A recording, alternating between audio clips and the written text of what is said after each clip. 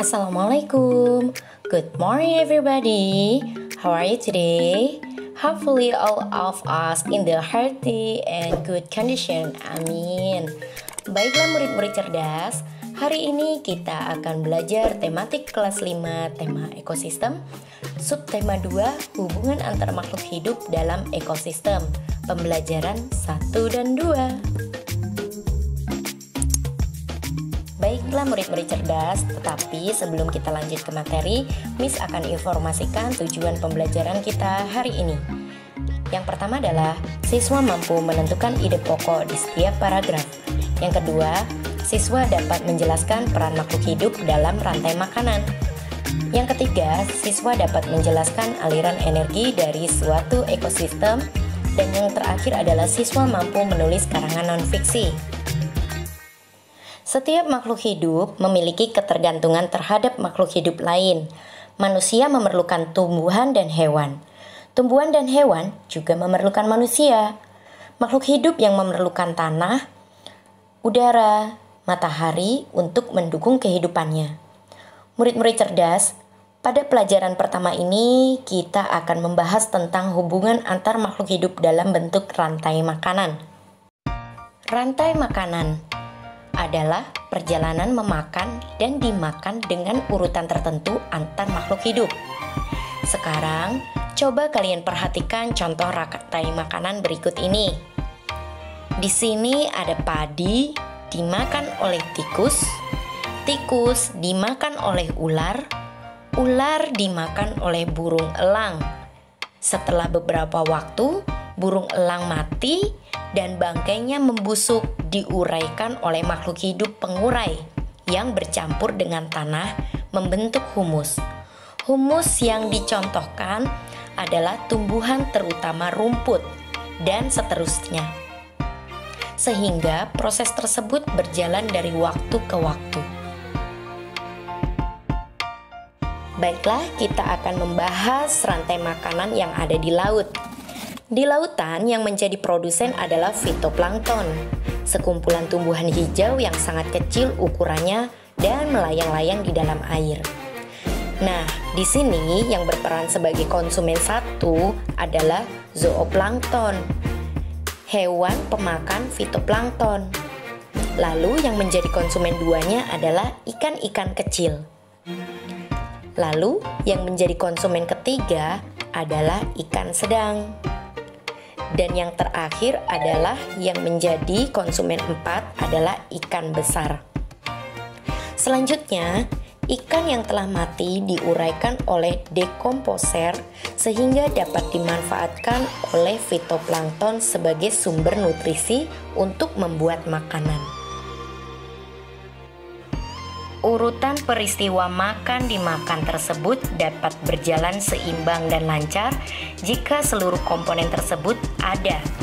Jika salah satu komponen tidak ada, akan terjadi ketimpangan dalam urutan memakan dan dimakan tersebut. Agar rantai makanan dapat terus berjalan, jumlah produsen harus lebih banyak daripada jumlah konsumen ke-1. Konsumen ke-1 juga lebih banyak daripada konsumen kedua, dan seterusnya. Ada satu lagi komponen yang berperan besar dalam rantai makanan, yaitu pengurai. Pengurai adalah makhluk hidup yang menguraikan kembali zat-zat yang semula terdapat dalam tubuh hewan dan tumbuhan yang telah mati.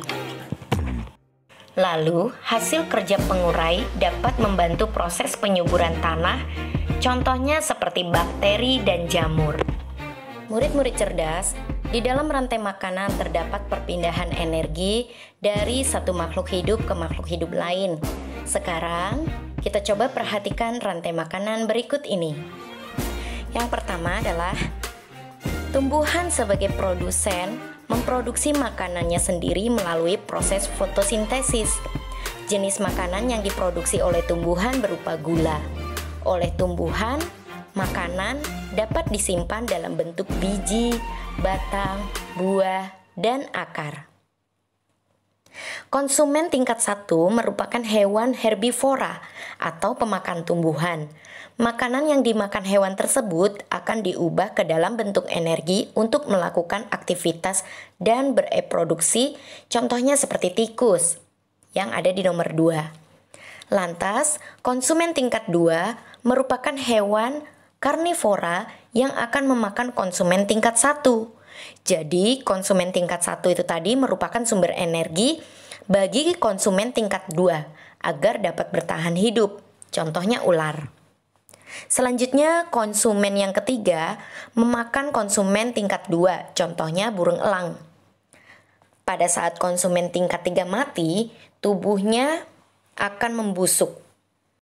Pada proses pembusukan, tubuhnya akan diurai oleh mikroorganisme seperti bakteri dan jamur. Hasil penguraian ini kemudian akan diubah oleh mikroorganisme dalam tanah untuk menjadi sumber makanan bagi tumbuhan. Murid-murid cerdas, berikut adalah sarapan DIPA. Salah satu manfaat sarapan adalah untuk energi agar dapat beraktivitas. Telur. Telur merupakan makanan yang mengandung protein yang sangat berguna bagi kesehatan tubuh. Murid-murid cerdas, tentu kalian tahu kan ayam? Ayam menghasilkan telur yang bermanfaat bagi manusia. Ketika kita memakan telur ayam, kita mendapat energi dari telur ayam tersebut. Sedangkan ayam mendapat energi dari makanan yang dimakannya, seperti biji-bijian. Murid-murid cerdas, jadi setelah sarapan telah terjadi aliran energi. Masih ingatkah bagaimana aliran energi terjadi? Nah, sekarang mari kita mengenal lebih jauh, mempelajari lebih jauh aliran energi dengan menjawab pertanyaan berikut ini. Pertanyaan pertama, apa yang dimaksud aliran energi pada sebuah rantai makanan? Ya, jawabannya adalah aliran energi pada sebuah rantai makanan adalah perpindahan energi dari satu makhluk hidup ke makhluk hidup lain dari peristiwa makan dan dimakan pada suatu rantai makanan. Pertanyaan kedua, adakah hubungan antara rantai makanan dengan aliran energi? Jelaskan. Ada, karena pada rantai makanan pasti terjadi peristiwa makan dan dimakan. Ketika suatu makhluk hidup memakan makhluk hidup lain, maka akan terjadi perpindahan energi berupa zat-zat yang dibutuhkan untuk bertahan hidup bagi makhluk hidup tersebut. Pertanyaan ketiga, jelaskan peran penting produsen dalam sebuah rantai makanan. Jawabannya adalah produsen merupakan satu-satunya komponen yang mampu memproduksi makanan sendiri. Produsen juga menjadi komponen yang akan dimakan oleh konsumen tingkat 1 agar rantai makanannya tetap berjalan. Pertanyaan terakhir, rantai makanan pada puncaknya disebut konsumen puncak. Apabila konsumen puncak punah, apa yang akan terjadi pada konsumen 1 dan konsumen 2? Jumlah konsumen 2 akan bertambah banyak karena tidak ada konsumen puncak yang memakan mereka. Hal tersebut menyebabkan konsumen 1 akan berkurang secara drastis karena dimakan oleh konsumen 2 yang semakin banyak. Alhamdulillah selesai sudah pelajaran kita hari ini. Terima kasih untuk murid-murid cerdas semua yang sudah menyaksikan video dari Miss Wina. Semoga bermanfaat dan semoga berkah untuk kita semua. Baiklah, Miss akhiri pembelajaran hari ini dengan mengucap hamdalah, alhamdulillahirabbil alamin. Wassalamualaikum warahmatullahi wabarakatuh.